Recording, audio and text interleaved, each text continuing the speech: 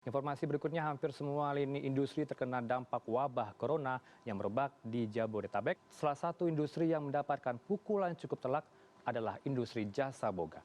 Meski demikian, ada juga yang berhasil meraih peluang. Lalu seperti apa upaya para pengusaha jasa boga bertahan di tengah situasi COVID-19 kali ini? Dan berikut liputannya.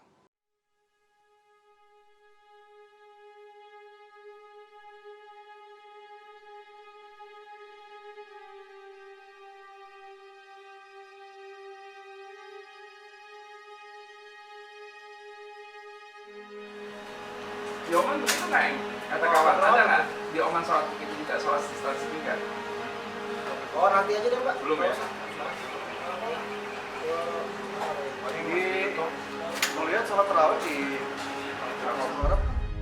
Nama gua Rio. Ya, ada nama panjang, cuma lebih familiar dipanggil Rio. Om Rio ini sendiri usaha di bidang apa sih?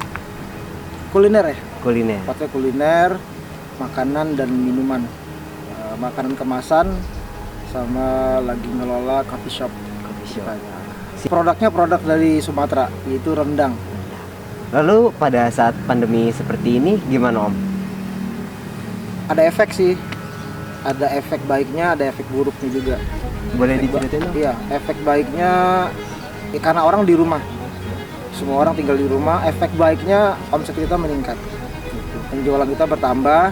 Kemudian kita juga bisa membantu mendapatkan orang-orang sekitar kita ini mendapatkan kerjaan gitu. Jadi menyerap tenaga kerja karena meningkatnya omset, akhirnya produksi bertambah. Akhirnya kita butuh asisten orang yang memang bagian dari keluarga kita di rendang ini. Dan buruknya ya akhirnya ada beberapa aturan-aturan, bukan buruk ya, tapi itu sedikit membuat kita jadi terusik dalam hal produksi karena harus dengan protokol-protokol kesehatan yang itu. Bukannya artinya buruk juga, cuma sedikit membuat kita nih terhambat dalam produksi gitu maksudnya. Ada tanggapan dari lingkungan sekitar nggak sih? Terus cara menyikapinya gimana dari Om Rio sendiri? Ada. Jadi ya gitulah. Karena kita nih bikin warung ya, coffee shop. Kita mau bikin warung ini semacam kayak portfolionya lah, embrionya nanti mudah-mudahan ke depan besar. Jadi dengan berkumpulnya tamu-tamu kita di warung, ya ada persinggungan sama orang sekitar yang merasa kok berkumpul terus ini bagaimana nantinya. Jadi memang ada sedikit bermasalah, tapi alhamdulillah dengan proses kita lewatin dan semuanya sekarang sudah berjalan baik dan sudah selesai semuanya.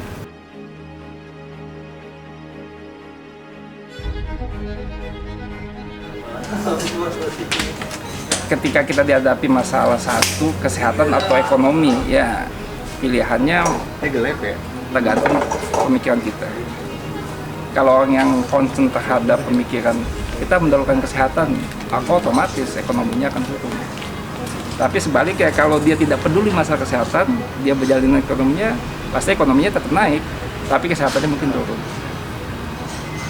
Kalau bagi pengusaha, untuk jalin dua-dua sisi ini berat. Kenapa? Masalahnya satu, ada aturan yang memang kita tidak bisa melawan aturan tersebut karena sifatnya pandemi.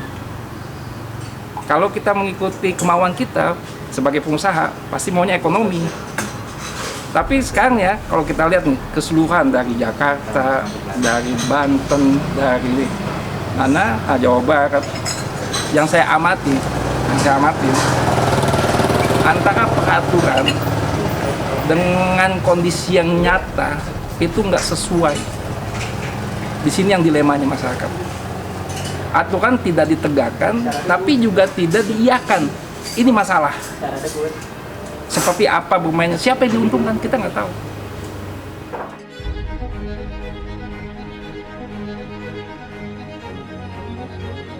Harapan kedepannya buat Om Rio sendiri di saat pandemi kayak gini gimana sih? Cepat-cepat selesai deh pandemik nih. Cepat selesai, kembali normal. Pengen ngelihat Indonesia seperti Indonesia yang sebelumnya lah. Masyarakatnya ceria, nggak ada yang ketakutan, nggak ada yang kepanikan, nggak ada yang curiga satu sama lain. Curiga dalam hal kesehatan ya. Sekarang orang bersin batuk tuh kayak orang menjadi risih. pengen lihat Indonesia kayak dulu lagi, kangen sama khusus Jakarta, kangen sama kemacetannya, kangen dengan hiruk pikuknya. Terus juga mudah-mudahan pandemi berakhir dan ekonomi kita kembali bangkit. Saudara kita yang sedang terpuruk, kehilangan pekerjaan, yang perusahaannya mengalami masalah, semuanya cepat selesai, cepat dapat kerja lagi, cepat senang lagi, bahagia lagi, begitu.